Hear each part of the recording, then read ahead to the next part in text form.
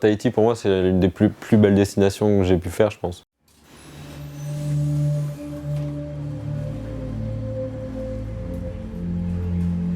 Moi, au début, ce concours, c'était presque une blague. Dans cette saison, moi, je navigue en Normandie, c'est les gants et la cagoule.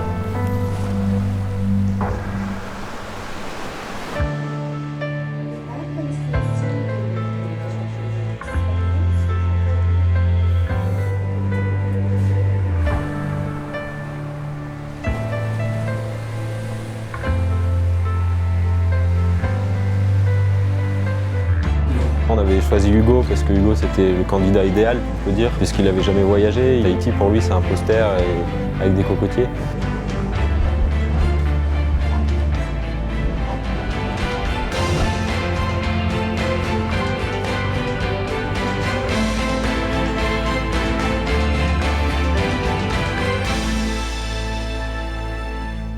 Salut Hugo. Salut. Oh, félicitations, hein. Merci. Bienvenue à Tahiti.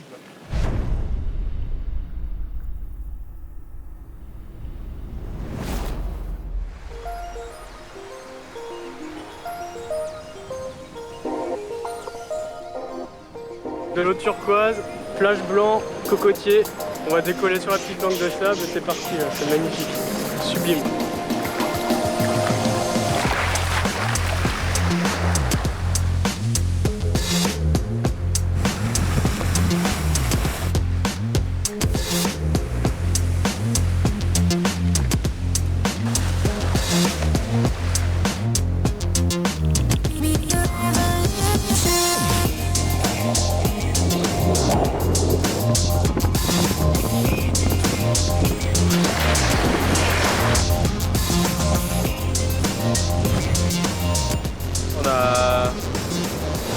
Ça va faire 10 km² où il y a terrain de jeu avec 5 mètres de profondeur, avec du sable partout.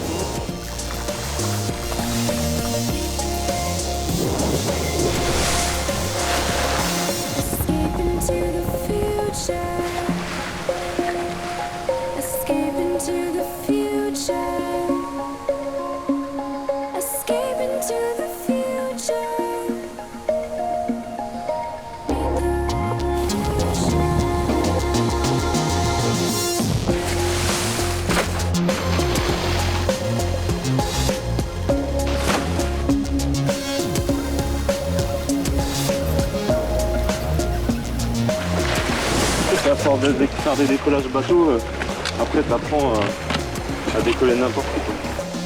Tu es prêt? Ah vas-y. Toque un peu parce que là, ça va t'embarquer direct. Tu es prêt? Lâche.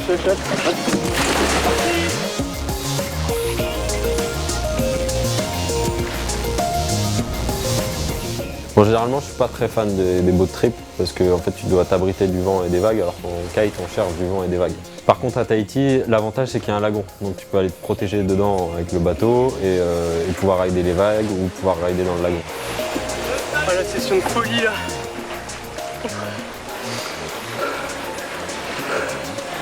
Le vent il était bon là, il y avait au moins 20 nœuds je pense.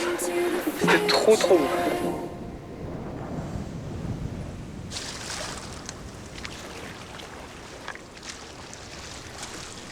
Passage au ras du sable blanc. Là.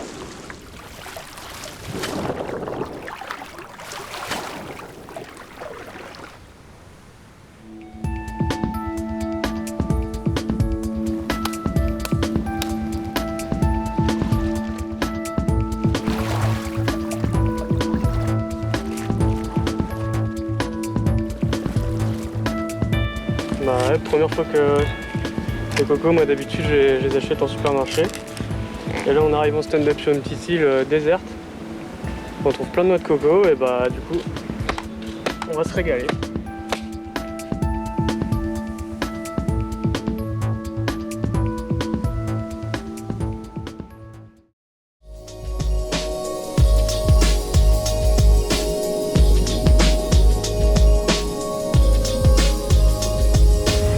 Le marae de Raiatea, c'est vraiment pour la culture polynésienne, c'est le centre du monde, c'est le nombril un peu de la culture polynésienne.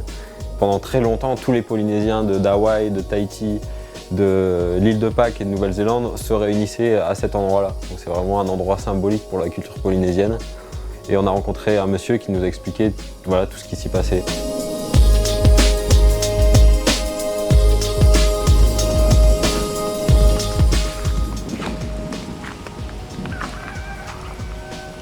Ça, c'est des ossements humains.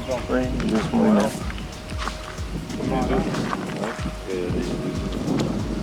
C'est des ossements de l'époque tes os en qui ont caoutchouc. été là. retrouvés. Ouais. Et vous avez laissé là que tout le monde respecte.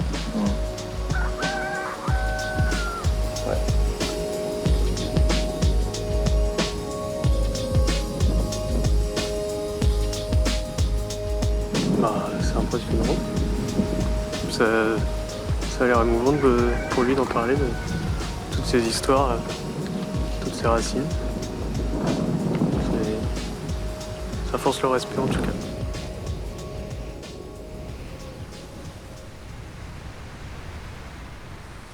Hugo et moi dans un va, et puis vous allez tous dans un va, et puis on... Normalement, si tu veux, tu peux monter sur le bateau. Hein. C'est ça, on a emmené le bateau.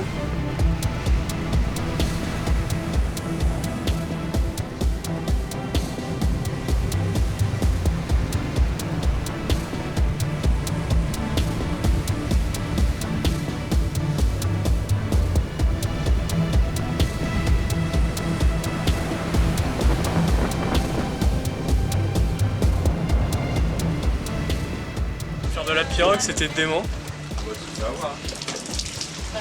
J'étais devant, tu vois. Fallait que je donne la cadence. Et je donnais la cadence pour tout le monde. Jérémy, il essayait de me suivre, mais il n'y arrivait pas. Tu parles, il galérait. Non, c'est trop bien. T'as une...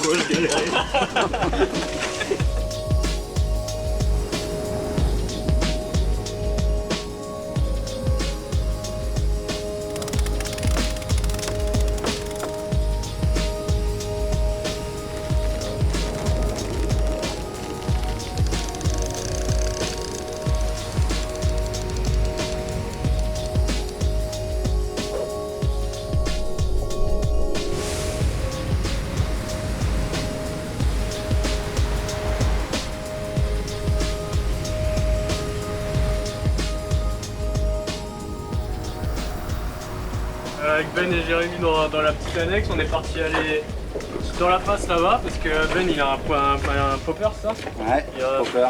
Leur maison. Il a fait 2-3 lancers et tout. D'un seul coup, on a eu plusieurs touches, on pensait que c'était un requin.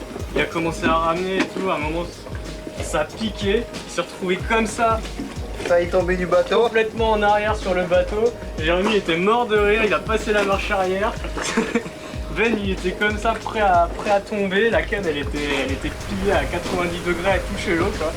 Et on croit que c'était un requin, en fait il mouline et bam. Il y a un énorme thon dans le chien qui fait, je sais pas, plus de 25 kg tu dis. Ouais, entre 20 et 25. On va trop content franchement. Et quand t'es parti avec la canne là, comme ça, t'étais je te voyais, j'ai cru que t'avais un kite au bout, que t'allais partir. J'étais mort de rire. Ah ouais.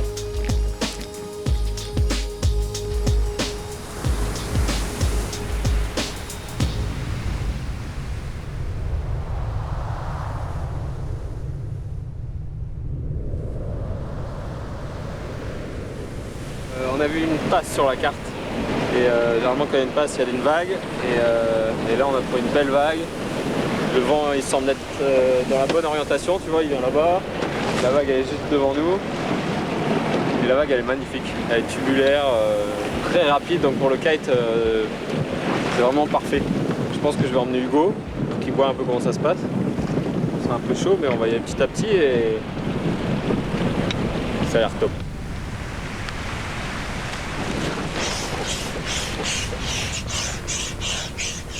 C'est pas la classe d'avoir un mec qui te gonfle le kite. J'avoue. On va essayer d'aller dedans. Moi j'ai jamais fait de vague mais il me dit que c'est pas trop dangereux, on va y aller petit à petit quoi. Surtout là, si jamais l'aile elle part à droite, là, tu largues parce qu'il y a des patates, tu vas te faire traîner. Il n'y a pas beaucoup de vent au bord, il y a une rivière qui arrive, t'es prêt? Ouais. Ok. Vas-y, allez go.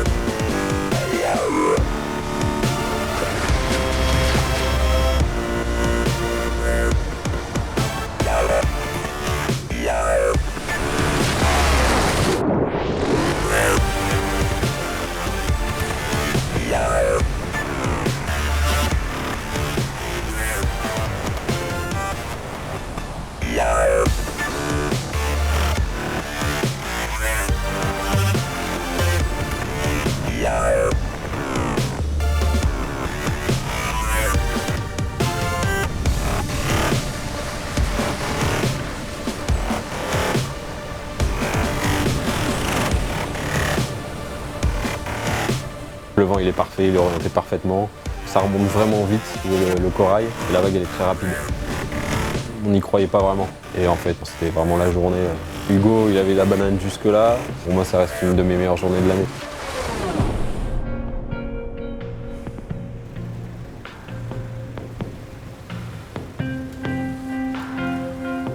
Que ce soit gonflage ou dégonflage, il vaut mieux y aller avec parcimonie et revenir dessus plusieurs fois. Si tu sens que tu es un petit peu lourd au fond, hop, le petit coup, qu'est-ce qui se passe? Ah non, je suis encore trop lourd, j'en remets.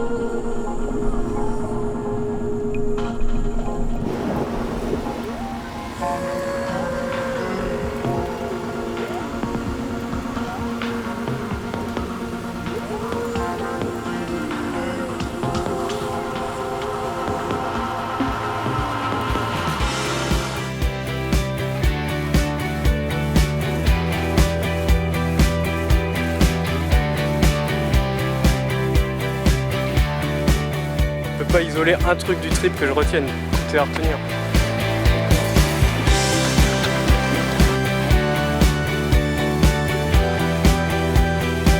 Bah d'habitude moi les boat trips à Tahiti avec Jérémy et Eloi je les vois sur internet tu vois.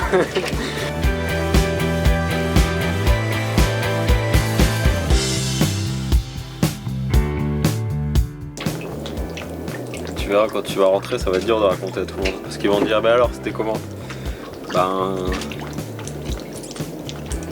Bah voilà quoi. Bah regarde le film quoi.